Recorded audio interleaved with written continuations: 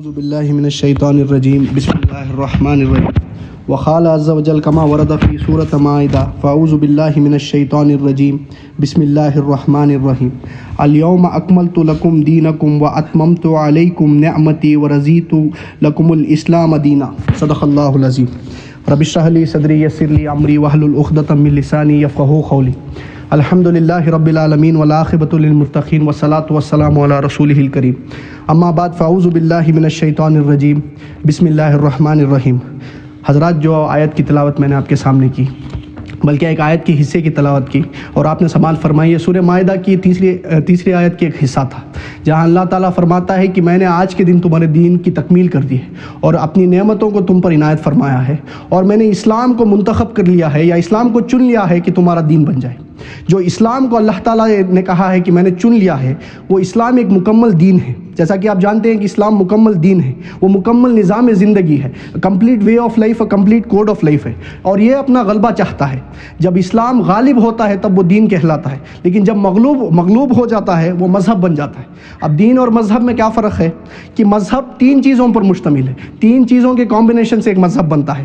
مذہب میں عقیدے ہوتے ہیں یا عقائد ہوتے ہیں، اور اس کے ساتھ کوئی ریچولس ہوتی ہیں، جیسے عبادات۔ جیسے ہمارے اسلام میں ریچولس مانے عبادات مانے جیسے نماز ہو گیا، روزہ ہو گیا یا حج ہو گیا، اور اس کے ساتھ تو تھوڑے سوشل کسٹمز ہوتے ہیں۔ تو یہ تین چیزیں جب ملتی ہیں، عقائد، ریچولس اور سوشل کسٹمز، اور سوشل کسٹمز جیسے کسی کے یہاں کوئی بچہ پیدا ہو گیا تو اسے بیپٹائز کرنا ہے یا اس کا عقیقہ کروانا ہے، یہ تمام چیزیں ہیں سوشل کسٹمز میں آتی ہیں۔ یا کسی کے فلاں کے گھر میں شادی ہو رہی ہے تو نکاح کروانا ہے یا پھیرے لینے ہیں یا ولیمہ کروانا ہے، یہ تمام چیزیں۔ اور کسی کے یہاں کوئی فوت ہو گیا، کسی کی ڈیتھ ہو گئی تو دفنانا ہے، جلانا ہے، یہ تمام چیزیں سوشل کسٹمز کہلاتی ہیں۔ تو مذہب تین چیزوں پر مشتمل ہے۔ مذہب بنتا ہے تین چیزوں کو ملنے سے، ایک تو ہوگا عقائد یا ایمانیات، دوسرا ریچولز یا عبادات، اور تیسرا ہے سوشل کسٹمز یا معاشرتی رسومات۔ لیکن دین جو ہے وہ مکمل نظام زندگی ہے، the complete way of life ہے۔ لیکن اسلام، ایک بات سمجھ لینی چاہیے کہ اسلام میں یہ تین چیزیں بھی ہیں، اسلام ایک مذہب بھی ہے، لیکن اسلام صرف مذہب نہیں ہے، اسلام ایک مکمل دین ہے، یہ کمپلیٹ وے آف لائف ہے کہ اسلام میں عقائد بھی ہیں، اسلام میں ریچولز بھی ہیں، عبادات بھی ہیں، اور اسلام میں سوشل کسٹمز بھی ہیں۔ لیکن اس کے ساتھ ساتھ اسلام کا جو دینی فیکٹر ہے، جو دین کا فیکٹر ہے، لیکن اسلام کا ایک سیاسی نظام بھی ہے، ایک پولیٹیکل سسٹم بھی ہے، اسلام کا ایک معاشی نظام بھی ہے، ایک اکنامک سسٹم بھی ہے، اور اسلام کا ایک سماجی نظام بھی ہے، ایک سوشل سسٹم بھی ہے۔ تو چھ چیزوں کے کمبینیشن سے اسلام کا ایک ورڈ بنتا ہے۔ اس میں ہو گئے جو مذہب کا پارٹ ہے وہ عقائد ہو گئے، اس کے ساتھ عبادات ہو گئی، اور اس کے ساتھ معاشرتی رسومات ہو گئی۔ لیکن اس کے ساتھ ساتھ اسلام میں ایک سیاسی نظام بھی ہے، ایک پولیٹیکل سسٹم بھی ہے، ایک معاشی یا معاشرتی نظام بھی ہے، ایک اکنامک سسٹم بھی ہے، اور اس کے ساتھ اسلام میں ایک سماجی نظام بھی ہے یا ایک سوشل سسٹم بھی ہے۔ یہ تمام چیزیں مشتمل ہوں گی تب اسلام بنے گا۔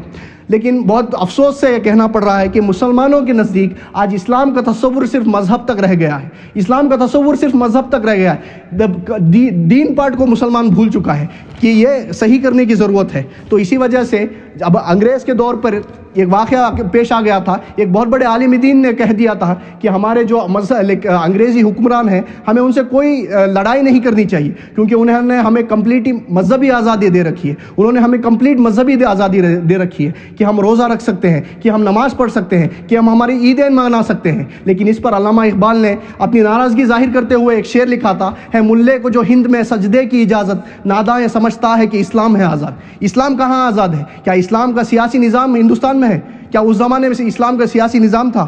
کیا معاشی نظام تھا یا اکنامک سسٹم تھا یا سماجی نظام تھا؟ یہاں تو سود کے اڈے تھے، یہاں تو زنا کے اڈے تھے، یہ اسلامی کی تعلیمات میں نہیں ہے۔ تو دین کا تصور اگر مسلمانوں کے نزدیک صحیح ہو جائے کہ مسلمان پہچان لے کہ اسلام صرف مذہب نہیں ہے، اسلام مذہب بھی ہے لیکن اسلام صرف مذہب نہیں ہے، اسلام ایک دین ہے، ایک مکمل وے آف لائف ہے، a complete system of life, a complete code of life ہے۔ لیکن اسپیسیفکلی کہہ سکتے ہیں کہ ایک پولیٹیکو سوشو اکنامک سسٹم ہے اسلام کے اندر۔ اب آئیے میں ہمارے قوم کے اندر جو مجرم ہیں ان کے بارے میں بتا دینا چاہتا ہوں کہ ہمارے قوم کے اندر جو سب سے بڑے مجرم ہیں وہ میں کہتا ہوں کہ عرب ہے۔ اللہ تعالیٰ نے انہیں فضیلت دی، سب سے بڑی فضیلت کیا کہ خود نبی اکرم صلی اللہ علیہ وسلم ایک عرب تھے، اور اس کے بعد اللہ کا جو کلام تھا، جو قرآن مجید تھا، وہ ان کی زبان میں اترا، لیکن انہوں نے دین قائم نہیں کیا، انہوں نے دین کو غالب نہیں کیا، انہوں نے دین کو صرف انہوں نے اسلام کو صرف مذہب کے پوائنٹ آف ویو سے دیکھا، یہ دین کا فیکٹر بھول گئے۔ اور اس کے بعد جو دوسرے بڑے مجرم ہیں وہ ہمارا پڑوسی ملک ہے، جو جو بنا تھا لا الہ الا اللہ محمد رسول اللہ کے نام پہ، لیکن انہوں نے بھی دین کو قائم نہیں کیا، انہوں نے بھی دین کو غالب نہیں کیا، وہ صرف اسلام کو صرف مذہب کے طور پر دیکھتے رہے، دین کا فیکٹر ہر مسلمان بھول گیا تھا۔ تو ہم کیا کرنے کہ کوئی امریکہ کا کوئی غلام بنا رہا تو کوئی رشیا کا غلام رہا، کہ ان کی سوچ مغربی، ان کی تہذیب مغربی، ان کی ذہنیت مغربی، ان کا تمدن مغربی، وضع میں تم ہو نصارہ تو تمدن میں ہنود، یہ مسلمان ہیں جنہیں دیکھ کے شرمائے یہود۔ تو ہمیں کیا کرنا ہے؟ ہم کو کرنے کی چیز کیا ہے کہ ایک طرف سے جیسا ہم دیکھ رہے ہیں فلسطین اور اسرائیل کی لڑائی میں، اور فلسطین اب اسرائیل اسپیسیفکلی لیبنان کو بھی جنگ میں کھینچ رہا ہے، اب یمن کو بھی جنگ میں کھینچ رہا ہے، تو ہم دیکھ سکتے ہیں کہ ایک طرف مغرب سے طاقتیں ابھر رہی ہیں، جو نیو ورلڈ آرڈر ہے، جو کہ جو ورلڈ آرڈر ہے، جو نیو ورلڈ آرڈر مغرب سے ابھر رہا ہے، جو کہ جو ورلڈ آرڈر ہے، امریکہ super power of the world کی سرپرستی میں، امریکہ کی سرپرستی میں یہ ایک طرف ہے، اور دوسری طرف کون ہے؟ مکروا و مکر اللہ واللہ خیر الماکرین، اللہ کو بامردی مومن پہ بھروسہ، ابلیس کو یورپ کی مشینوں کا سہارا۔ تو اس تمام اعتبارات سے کرتے ہوئے کہ ایک اسلامی ریاست میں، ایک اسلامک کنٹری میں جو ایک سائزیبل ملک ہو، یا ہمارے خود اپنے ملک میں یہ ہو سکتا ہے، یہ ہمارے ملک میں کیوں نہیں ہو سکتا؟ میں نبی اکرم صلی اللہ علیہ وسلم کی زندگی سے آپ کو ایک مثال دیتا ہوں کہ ہجرت سے 2-3 سال قبل، 8 سال سے 10 سال سے نبی اکرم صلی اللہ علیہ وسلم کمپلیٹ محنت کر رہے تھے، لیکن 8 سال یا 10 سال میں صرف 50 مسلمان ہوئے۔ کوئی نہیں سوچ سکتا تھا کہ اگلے 3-4 سال میں پورے عرب میں اتنا بڑا انقلاب برپا کر دیں گے۔ تو کوشش کیجئے، اللہ کی مدد آئے گی، فتح دینے والا اللہ ہے، کامیابی دینے والا اللہ ہے۔ یہ ایک سائزیبل اسلامک کنٹری میں یہ ایک عوامی تحریک اٹھے، یہ عوامی تحریک کیسی ہو کہ نمبر 1 فرقہ واریت سے بلند ہو، نمبر 1 فرقہ واریت سے بلند ہو۔ فرقہ واریت جو ہمارے قوم کے اندر آج بہت بڑا فتنہ بن چکا ہے، اگر اس میں اور ہم ملوث ہوتے جا رہے ہیں تو آخری تباہی آ جائے۔ نمبر 1 فرقہ واریت سے بلند ہو، نمبر 2 سیاسی اختلافات سے بلند ہو، سیاسی کشاکش سے، سیاسی اختلافات سے بلند ہو، اور نمبر 3 جو ہر فرد ہے یہ عوامی تحریک کا، وہ دنیا کے حقوق کی فکر نہ کرے،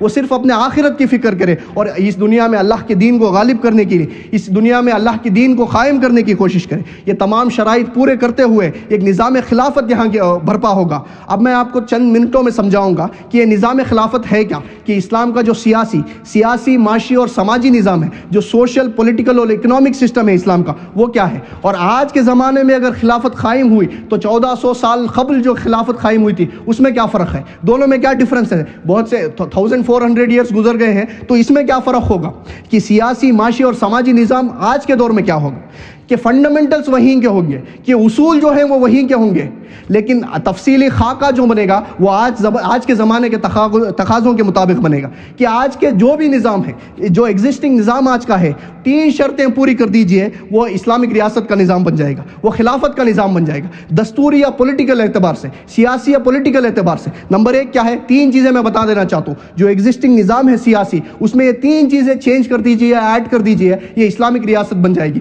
یعنی خلافت کا نظام بن جائے گا۔ نمبر 1 حاکمیت اللہ کی، کہ اگر انگریزی میں کہا جائے تو ساورنٹی بلانگس ٹو اللہ، کہ حاکمیت اللہ کی، کہ حکم دینے کا حق صرف اللہ کو اور کسی اور کو نہیں، اور جو اسلامک ریاست ہے، جو اللہ کا حکم ہوتا ہے وہی وہاں کا قانون ہوتا ہے۔ تو نمبر 1 کیا ہوئی کہ حاکمیت صرف اللہ کی ہے، اور کسی کو ادھیکار نہیں ہے اور کسی کو حق نہیں ہے کہ وہ حکم دے سکے، حاکمیت صرف اللہ کی ہے۔ اور اس کا ظہور کیسے ہوگا؟ نمبر 2 قرآن و سنت کی ٹوٹل بالادستی، کہ آپ کے دستور میں، آپ کے کانسٹیٹیوشن میں یہ طے کر دیا جائے کہ ہر شے سے بالا تر کتاب و سنت ہے، کہ قوانین سے بالا، عدالتی قوانین سے بالا، اپنے کانسٹیٹیوشن سے بالا، اپنے سپریم کورٹ سے بالا، ہائی کورٹ سے بالا، صدر سے بالا، سی ایم سے بالا، پی ایم سے بالا، M P M L A, ہر شے سے بالا تر کتاب و سنت ہے۔ یہ دوسری چیز ہے۔ سپریم کورٹ کو ادھیکار دیجئے، سپریم کورٹ کو حق دیجئے کہ کوئی بھی شہری اسلامک ریاست کا، کوئی بھی شہری نظام خلافت کا، اگر وہ سپریم کورٹ پہنچے اور وہ یہ پروو کر دے کہ فلاں قانون جو حکومت نے دیا ہے، فلاں قانون، فلاں انسٹرکشن یا فلاں کوئی حکم جو حکومت نے دیا ہوا ہے، یہ اگر قرآن و سنت کے منافی ہے، یہ قرآن و سنت کے اگینسٹ ہے، تو فوراً اسے ابالش کر دیا جائے گا۔ نمبر 2 اور نمبر 3 کوئی غیر مسلم نظام خلافت کی قانون سازی میں شریک نہیں ہو سکتا۔ جس قانون کا منبع اور سچ چشمہ کتاب و سنت ہے، جو نہ کتاب کو مانتا ہو نہ سنت کو تسلیم کرے، اس کا وہاں آنے میں سے کیا مطلب ہے؟ ان کے علیحدہ اسمبلیاں ہوں، ان کا علیحدہ پرسنل لا ہو، اس میں اسلامک ریاست دخل انداز نہیں کرے گی، ان کا علیحدہ پرسنل لا ہوگا، ان کی علیحدہ اسمبلیاں ہوں گی، ان کی جان، مال، عزت و آبرو کی حفاظت اسلامک ریاست لے گی، ان کی مذہبی آزادی ہوگی، ان کی عبادت گاہوں کی حفاظت ہوگی، عبادت گاہوں کی ان کی مذہبی آزادی ہوگی، اور یہ کرتے کرتے وہ اپنی دین حکومت کے حق حدود میں رہتے ہوئے وہ اسلام پر تنقید بھی کر سکتے ہیں، لیکن وہ قانون سازی میں غیر مسلم شریک نہیں ہو سکتا، کیونکہ جس قانون کا منبع، جس کا سورس کتاب و سنت ہے، اللہ کا قرآن و سنت ہے، جو نہ قرآن کو مانے، جو نہ سنت کو تسلیم کرے، اس کا وہاں آنے سے مطلب کچھ کامن سینس کی بات نہیں بنتی۔ تو تیسرے نمبر پر غیر مسلم پروٹیکٹڈ مائنورٹی ہوں گی، ان کی جان مال عزت و آبرو کی حفاظت اسلامک ریاست دے گی، ان کی مذہبی آزادی ہوگی، لیکن وہ لا میکنگ یا پالیسی میکنگ جو اعلیٰ ترین کی پالیسی میکنگ ہے نظام خلافت کی، اس میں شریک نہیں ہو سکتے۔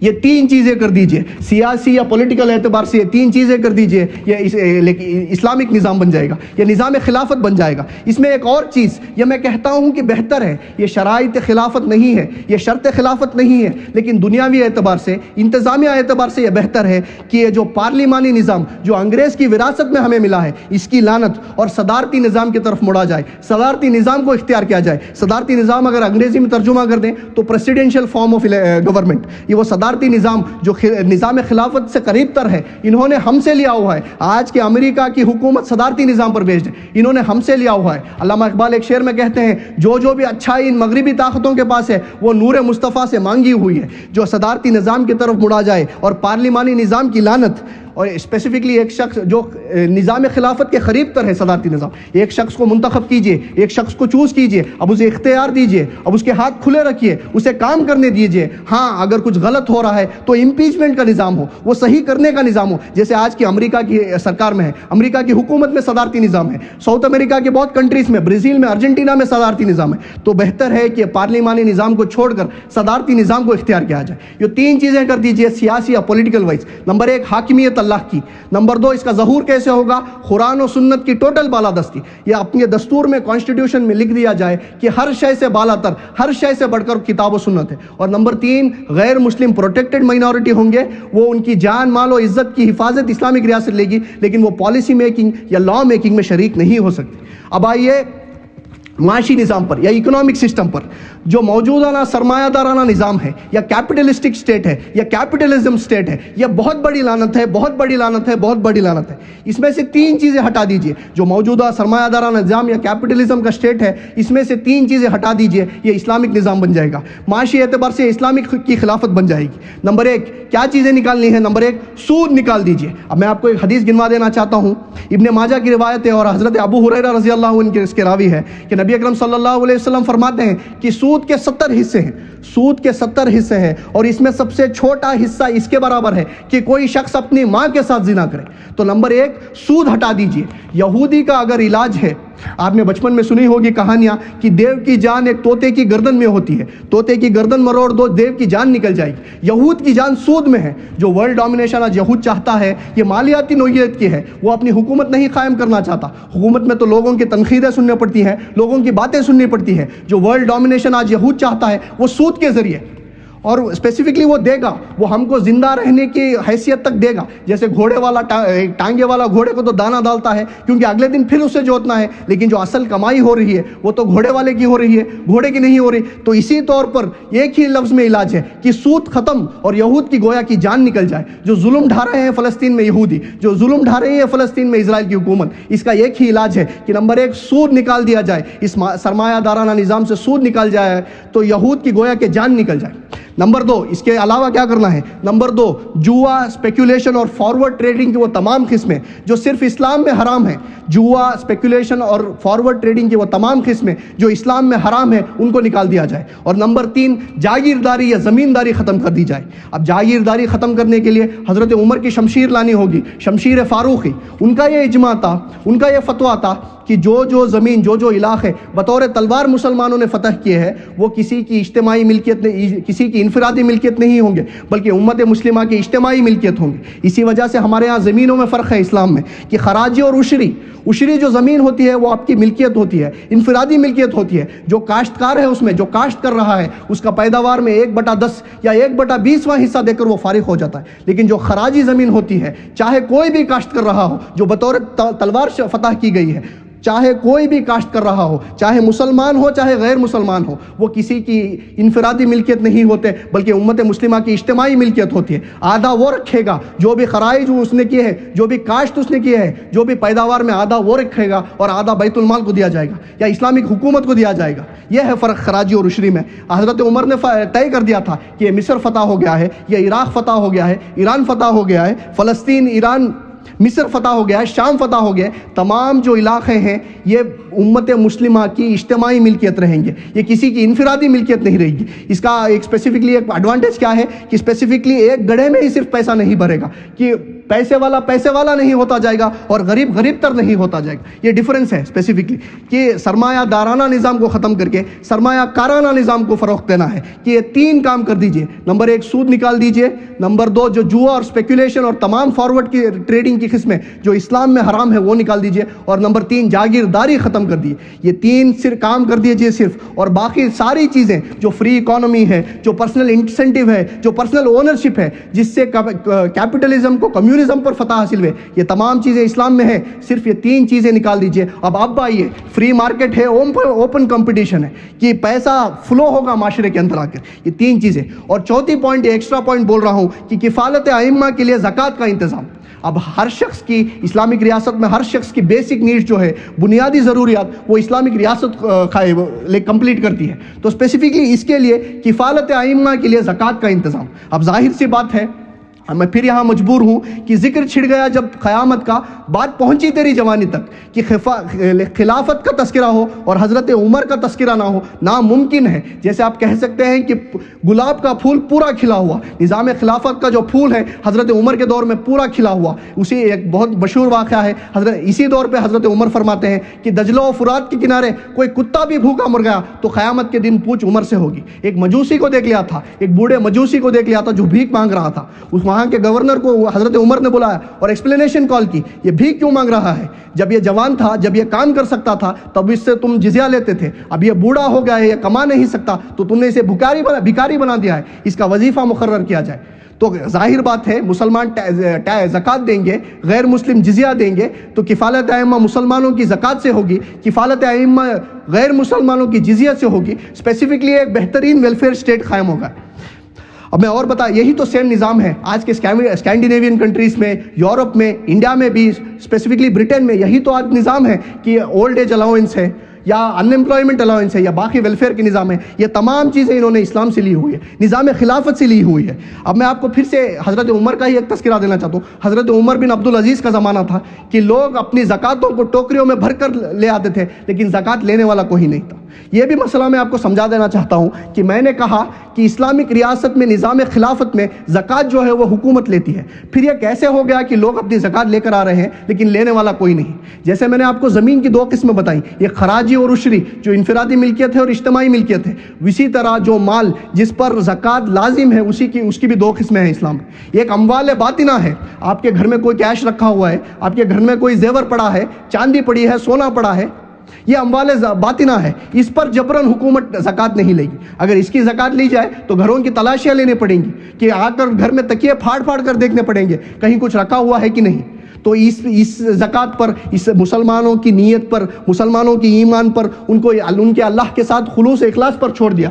لیکن اموال ظاہرہ جو دکھتا ہے، آپ کا دکان ہے اس میں 5 لاکھ کا مال پڑا ہے، 2.5% دے دو، 2.5% اس میں دے دو۔ آپ کا گوداؤن ہے اس میں 20 لاکھ کا مال پڑا ہے، 2.5% اسلامک ریاست کو دے دو۔ آپ کی بہت بڑی فیکٹری ہے، کارخانہ ہے، اس میں اسپیسیفکلی وہاں پر 2.5%، اس کی بلڈنگ معاف، اس کی زمین معاف، اس کے ٹولز معاف، اس کی مشینری معاف، لیکن جو را مٹیریلز اور گوڈز پڑے ہیں، اور چاہے فنشڈ ہو چاہے انفنشڈ ہو، را مٹیریل اور گوڈز پہ ٹوٹل پہ 2.5% دے دو۔ یہ زکوٰۃ ہے، اور مجھے یقین ہے کہ ہر مسلمان دے گا، ہر مسلمان اسلامک ریاست میں زکوٰۃ دے گا۔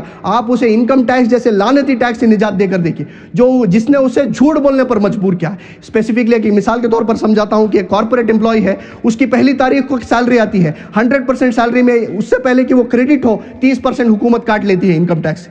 جب 70% اس کی سیلری آتی ہے تو وہ کیا کرتا ہے؟ اپنے لیے کپڑے خریدتا ہے، کپڑوں پر GST لگایا جاتا ہے، اپنے لیے کھانا خریدتا ہے، ہوٹل جاتا ہے، کھانا کھاتا ہے، کھانے پر GST لگایا جاتا ہے، اب اسپیسیفکلی ایک چیز خریدتا ہے، سیلز ٹیکس بول کے اس پر سیلز لگایا جاتا ہے. ایک چیز خریدتا ہے اس پہ پرچیز ٹیکس لگایا جاتا ہے. موبائل کا ریچارج کراتا ہے اس پہ GST لگائی جاتی ہے. یہ تمام ٹیکس اسلام میں نہیں ہے، اور یقیناً میں اسی لیے کہہ رہا ہوں کہ اگر یہ تمام ٹیکس، یہ لعنتی ٹیکس ہٹا دے تو یقیناً ہر مسلمان 2.5% دے گا. 2.5% ٹوٹل جو اموال ظاہرہ ہے اس پہ 2.5% دے گا. اور یہ کہنا چاہتا ہوں اگر یہ امپلیمنٹ ہو گیا تو دنیا کی سب سے بہترین ویلفیئر جو اسٹیٹ ہے وہ قائم ہوگی. جیسے حضرت عمر نے کہا ہے کوئی کتا بھی بھوکا نہیں رہے گا. اب آئیے دوسری چیز، اب تیسرا مسئلہ، اب میں آتا ہوں سوشل سسٹم پہ، سوشل سسٹم آف اسلام یا سماجی نظام پہ. اس میں بھی 3 ہی چیزیں کہوں گا کہ تعلیم ہے، ترقی ہے، اس میں کوئی رکاوٹ نہیں ہے کہ عورتیں کام کریں، خواتین کام کریں، اس میں بھی کوئی رکاوٹ نہیں ہے. لیکن کاٹنا کیا ہے، ہٹانی کیا ہے؟ 3 چیزیں ہٹانی ہے. نمبر 1، بے حیائی، بے حجابی، فحاشی اور عریانی ختم کرنی ہے. ستر و حجاب انفورس کیا جائے، سیگریگیشن انفورس کیا جائے کہ مردوں کے اسکول علیحدہ، عورتوں کے علیحدہ، مردوں کے اسپتال علیحدہ، عورتوں کے اسپتال علیحدہ، مردوں کے کالج علیحدہ، عورتوں کی کالج علیحدہ، مردوں کی یونیورسٹی علیحدہ، عورتوں کی یونیورسٹی علیحدہ. یہ کیوں لازم ہے کہ مرد اسپتال میں لیڈیز نرسنگ کریں؟ یہ کیوں لازم ہے؟ اسپیسیفکلی جو فارورڈ یونٹس ہوتی ہیں فوج کی، وہاں تو لیڈیز نرسنگ کے طور پر نہیں جاتی. جہاں اصل میں ضرورت ہے ٹینڈر نرسنگ کی، کسی کا بازو اڑ گیا ہے، کسی کا پیٹ پھٹ گیا ہے، کسی کی آنکھیں باہر ہیں، وہاں تو ٹینڈر نرسنگ کی ضرورت ہے. لیکن وہاں عورتیں نہیں جاتی، وہاں تو میل نرسز جاتے ہیں. اگر ارادہ کر لیا جائے تو اسپیسیفکلی ہر چیز ممکن ہے کہ زنانہ ہسپتالوں میں عورتوں کو ڈاکٹر رکھو، عورتیں نرسنگ کریں اور عورتیں مریض ہو، اور مردانہ ہسپتالوں میں مرد کو ڈاکٹر رکھو، نرسنگ کیا جائے، اسپیسیفکلی مرد مریض ہو. اور اسپیسیفکلی جو پرائمری ایجوکیشن ہے وہ عورتوں کو دی جائے. اسپیسیفکلی جو اس ایج میں ضرورت ہے کہ جو ایک شفقت مادری ہوتی ہے ایک عورت کے اندر، وہ اسپیسیفکلی وہ ایج میں ضروری ہے، تو ساری پرائمری ایجوکیشن عورتوں کو دے دی جائے. سیگریگیشن، ستر و حجاب انفورس کیا جائے. نمبر 1 کہ بے حیائی، بے حجابی، فحاشی اور عریانی کا خاتمہ کر کے ستر و حجاب انفورس کیا جائے. نمبر 2، شراب اور منشیات کا خاتمہ. یہ کر کے دکھایا، اس کے لیے آئرن ہینڈ بلکہ آئرن فسٹ کی ضرورت ہے. شراب اور منشیات کا خاتمہ، لیکن یہ کر کے دکھایا. ایرانیوں نے یہ کر کے دکھایا. آج کے دن ایران میں اسپیسیفکلی سیل، پروڈکشن اور پبلک کنزمپشن بین ہے کہ ایران والوں نے کر کے دکھایا. اس کے لیے آئرن ہینڈ لگتی ہے. شراب اور منشیات کا خاتمہ. اور نمبر 3، حدود سے تجاوز کرنے کی جو قرآن و سنت میں سزائیں ہیں، اسپیسیفکلی جیسے زنا کی سزا ہو گئی، جیسے چوری کی سزا ہوگی اور تمام چیزوں کی سزا ہوگی، کہ حدود سے تجاوز کرنے کی جو سزائیں ہیں ان کو نافذ کیا جائے تاکہ معاشرہ جو ہے یہ اسلامی بن جائے. یہ 3 چیزیں کر دیجئے. اس میں اسپیسیفکلی میں نے 9 چیزیں آپ کو گنوائی. 3 چیزیں سیاسی اعتبار سے، 3 چیزیں معاشی اعتبار سے، اور 3 چیزیں سماجی اعتبار سے. یہ 3 چیزیں کر دیجئے، مطلب اسپیسیفکلی 9 چیزیں کر دیجئے، آپ کا معاشرہ اسلامک ہو جائے گا. یہ اسلامک خلافت ہو جائے گی، اسلامک ریاست ہو جائے گی. کوئی آپ سے یہ نہیں کہہ رہا کہ صحراؤں میں جا کر بس جاؤ، کوئی آپ سے یہ نہیں کہہ رہا کہ اونٹوں پر سفر شروع کر دو. جو اللہ نے علم دیا ہے، جو اللہ نے تعلیم دی ہے، علم آدم الاسماء، یہ جو علم اسماء ہے یہ اسی کا ظہور ہے، یہ اسی کی ایکسفولیشن ہے، یہ برکت کے لیے استعمال کیا جائے. تو میں نے 9 چیزیں کہہ دی. نمبر 1، حاکمیت اللہ کی، اور اس کا ظہور کیسے ہوگا. نمبر 2، قرآن و سنت کی ٹوٹل بالادستی. نمبر 3، کوئی غیر مسلم قانون سازی میں شریک نہیں ہو سکتا. اس کے بعد نمبر 1 کیا نکالنا ہے کہ سود نکال دیجئے. نمبر 2، سود کے ساتھ جاگیرداری ختم کیجیے. اور نمبر 3، اسپیکولیشن، جوا اور فارورڈ ٹریڈنگ، وہ تمام قسمیں جو اسلام میں حرام ہیں ان کو نکال دیجیے. اور سماجی اعتبار سے نمبر 1 اسپیسیفکلی بے حیائی، بے حجابی، فحاشی، عریانی کا خاتمہ، ستر و حجاب انفورس کیا جائے. نمبر 2، شراب اور منشیات کو نکال دیا جائے. اور نمبر 3، جو حدود سے تجاوز کرنے کی سزائیں ہیں قرآن و سنت میں ان کو نافذ کیا جائے تاکہ معاشرہ جو ہے اسلامک معاشرہ بنے. اسپیسیفکلی یہ میں نے 9 چیزیں آپ کو گنوائی ہیں. اب میں آخری بات آپ سے کہنا چاہتا ہوں کہ اسپیسیفکلی یہ خلافت آئے گی کیسے. اگر نظام خلافت قائم کرنا چاہتے ہیں، اگر آپ اسپیسیفکلی یا ملک میں یا کوئی بھی اسلامک دیش میں یا کوئی بھی اسلامک کنٹری میں اگر نظام خلافت قائم کرنا چاہتے ہیں تو نمبر 1 پہلی چیز کیا کرنی ہے کہ اپنی ذات میں خلیفہ بنیے.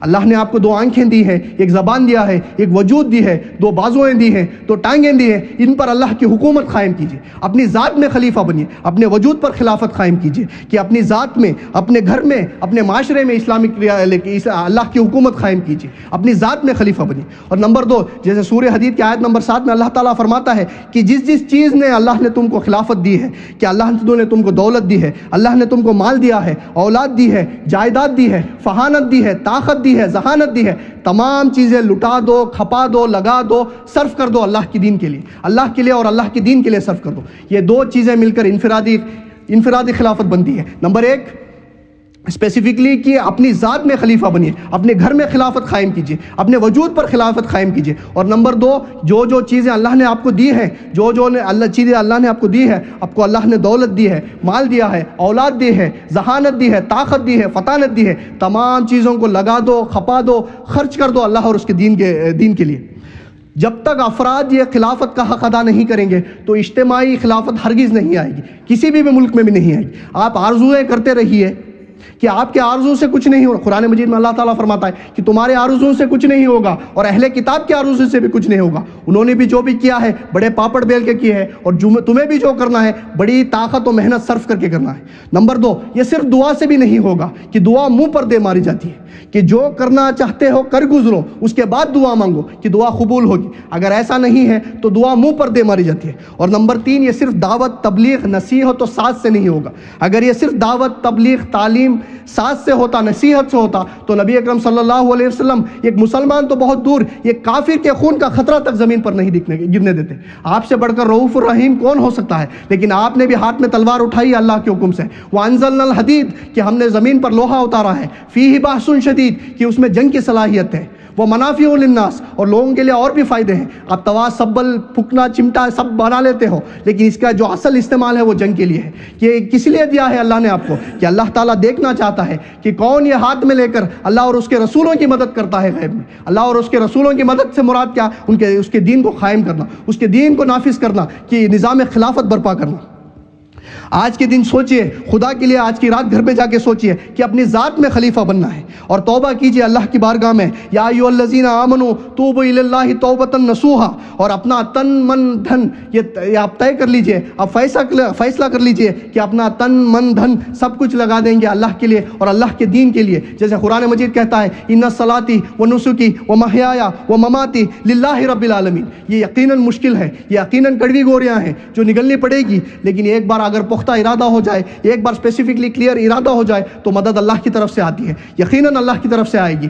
جو نظر آ رہے تھے کہ بہت اونچے اونچے پہاڑ ہیں، جب ایک بار کراس کر لیا تو لگیں گی ریت کی ٹیلیں ہیں جو ہمارے قدموں کے نیچے بکھر کر رہ گئی اور کچھ نہیں ہے۔ اس کے بعد یہ پہلا مرحلہ میں نے کہا کہ انفرادی خلافت، اور اس کے بعد کیا؟ انفرادی خلافت کے بعد دوسرا مرحلہ کہ ایک جماعت بنائی جائے۔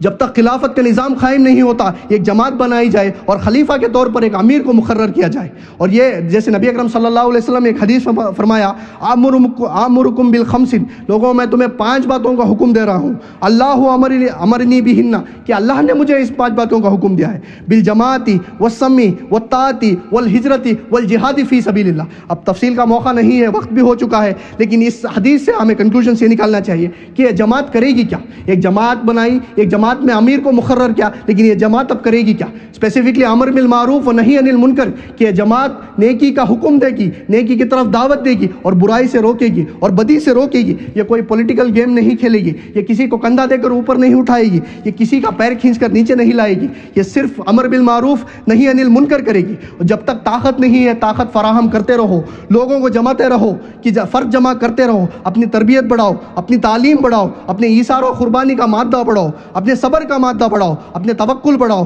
اور اپنے ایمان پر کام کرو۔ اور جب ایک بار طاقت فراہم ہو جائے، ایک بار طاقت لوگ جم جائیں، ایک بار طاقت فراہم ہو جائے تو ابا آؤ میدان میں اور للکارو اور آنکھوں میں آنکھیں ڈال کر کہو ظالموں سے کہ اب ہم جیتے جی یہ کام نہیں ہونے دیں گے۔ ادھر آ ستمگر ہنر آزمائیں، ادھر آ ستمگر ہنر آزمائیں، تو تیر آزما ہم جگر آزمائیں۔ اب نہیں چلنے دیں گے سود کے اڈے کو، اب نہیں چلنے دیں گے زنا کے اڈے کو، اب اداروں کا گھراؤ ہوگا، کسی کی جان و مال کو نقصان نہیں پہنچائیں گے، لیکن اداروں کا گھراؤ ہوگا، غلط کام کو نہیں چلنے دیں گے۔ اب گولیاں چلیں تو چلیں، ہمارے سینوں پر کھائیں گے۔ اللہ تعالیٰ سے دعا ہے کہ وہ دن لائے۔ یہ عظمت باطل دھوکہ ہے، یہ شوکت باطل کچھ بھی نہیں۔ یہ عظمت باطل دھوکہ ہے، یہ شوکت باطل کچھ بھی نہیں۔ مٹی کے کھلونے ہیں سارے، یہ ظلم کے لشکر کچھ بھی نہیں۔ اللہ سے ڈرنے والوں کو طاقت سے ڈرانا مشکل ہے، جب خوف خدا ہو دل میں تو یہ کیسر و کسرا کچھ بھی نہیں۔ اسلام اگر منظور نہیں، قرآن اگر دستور نہیں، افسوس ہے اس آزادی پر، یہ ملک و ملت کچھ بھی نہیں۔ کہ گولیاں چلے تو چلے ہمارے سینوں پر کہیں گے، اور یہی راستہ ہے. اگر نبی اکرم صلی اللہ علیہ وسلم اور ان کے صحابہ بھی یہی راستے سے گزرے ہیں کہ طائف کا سفر آپ کو یاد ہے کہ طائف کے پتھر اگر نبی اکرم صلی اللہ علیہ وسلم نے اپنے جسم مبارک پر کھائے، آپ کو غزوات ہے، غزوہ بدر ہے، غزوہ احد ہے، جیسے حضرت حمزہ کی لاش آپ کے نبی اکرم صلی اللہ علیہ وسلم کی آنکھوں کے سامنے ہی، تمام مرحلے ہیں. تابوک کا مرحلہ ہے، تابوک کا مرحلہ ایک اسپیسیفکلی ایک انسٹنس ایسا بھی اکر ہو گیا کہ ایک دن کے راشن میں 3 مجاہدین کو ایک کھجور دی جاتی تھی. ایسا مرحلے سے بھی گزرے ہیں. تو یہی مرحلہ ہے. ارادہ کیجئے، عزم کیجئے، آپ حوصلہ رکھیے، نبی اللہ کی طرف سے مدد آئے گی، اللہ کی طرف سے یقیناً مدد آئے گی. آپ فیصلہ کر لیجئے، انفرادی طور پر فیصلہ کر لیجئے، ان صلاتی و نسکی و محیایا و مماتی للہ رب العالمین. جو تمام میں نے آج درس دیا اس کا ایک شعر میں سمو کے کسی شاعر نے خوب لکھا ہے کہ اٹھ شیر مجاہد ہوش میں آ، تعمیر خلافت پیدا کر. اٹھ شیر مجاہد ہوش میں آ، تعمیر خلافت پیدا کر. کیوں فرقے فرقے ہوتا ہے، اب ایک جماعت کو پیدا کر. کر تو بھی ترقی دنیا میں، اسباب تجارت پیدا کر. قارون کی دولت ٹھکرا دے، عثمان کی دولت پیدا کر. اسلام کے دم تو بھرتا ہے، کفار سے پھر کیوں ڈرتا ہے. یا تو اسلام کا نام نہ لے یا شوق شہادت پیدا کر. دل سے یہ تو کہہ کر آ، گھبرائے نہ، حالات بدلنے والے ہیں. جو کانٹے بن کر آئے تھے وہ لمحے ٹلنے والے ہیں. مظلوموں کی آہوں نے شولوں کی ادائیں پہنی ہیں. یہ جال تو بس سیادوں کے اب سڑنے گلنے والے ہیں. ہمت نہیں طوفانوں میں جذبوں کو ہمارے چھین سکے. جتنا ہم سے الجھو گے ہم اور مچلنے والے ہیں. اللہ تعالیٰ سے دعا ہے کہ سنی ہوئی باتوں کو سمجھنے کی، سمجھ کر عمل کرنے کی توفیق دے. اللہ تعالیٰ سے دعا ہے کہ ہمیں نظام خلافت قائم کرنے کی توفیق دے. اور اللہ تعالیٰ سے خصوصی دعا ہے ہمارے فلسطینی بھائیوں کے لیے کہ اللہ تعالیٰ ان کی شہادتیں قبول کرے، فلسطینیوں کو طاقت دے، قوت دے کہ وہ اسرائیل کا خاتمہ کر سکے. ربنا تقبل منا انک انت السمیع العلیم وتب علینا انک انت التواب الرحیم وآخر الدعوانا ان الحمد للہ رب العالمین. اعوذ باللہ من الشیطان الرجیم، بسم اللہ الرحمن الرحیم. وقال عز وجل